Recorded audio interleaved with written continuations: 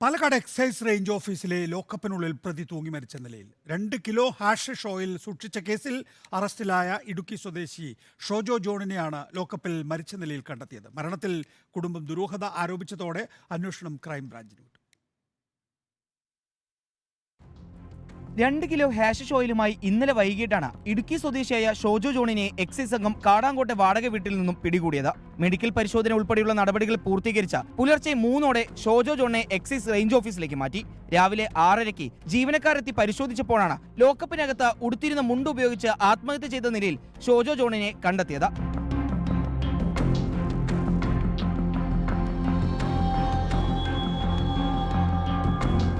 എന്നാൽ സംഭവത്തിൽ ദുരൂഹതയുണ്ടെന്നാണ് ഷോജോ ജോണിന്റെ കുടുംബം ആരോപിക്കുന്നത്. ആത്മഹത്യ ചെയ്തെന്ന് പറയുന്ന സമയം ഓഫീസിൽ ആരുമില്ലെന്ന് ഉദ്യോഗസ്ഥർ പറയുന്നതിൽ സംശയം ഉണ്ടെന്നും സംഭവത്തിൽ അന്വേഷണം വേണമെന്നും ഷോജോ ജോണിന്റെ ഭാര്യ ജ്യോതി റിപ്പോർട്ടറിനോട് പറഞ്ഞു. പക്ഷെ രാവിലെ 7 മണിക്ക് ഫോൺ ചെയ്യുമ്പോൾ സൂയിസൈഡ് ചെയ്യണമെങ്കിൽ എങ്ങനെ അവിടെ സൂയിസൈഡ് ചെയ്യും? ആരെങ്കിലും ഉണ്ടാവില്ലേ സ്റ്റേഷനിൽ? അതാണ് സംശയം.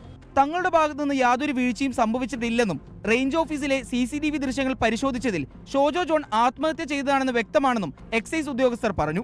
വിഷയത്തിൽ വകുപ്പുതല അന്വേഷണവും നടക്കും. പാലക്കാട് ജില്ലാ ആശുപത്രി മോർച്ചറിയിൽ സൂക്ഷിച്ചിട്ടുള്ള മൃതദേഹം വിദഗ്ധ ഡോക്ടർമാരുടെ സംഘത്തിന്റെ നേതൃത്വത്തിലായിരിക്കും പോസ്റ്റ്മോർട്ടം ചെയ്യുക. റിപ്പോർട്ടർ, പാലക്കാട്.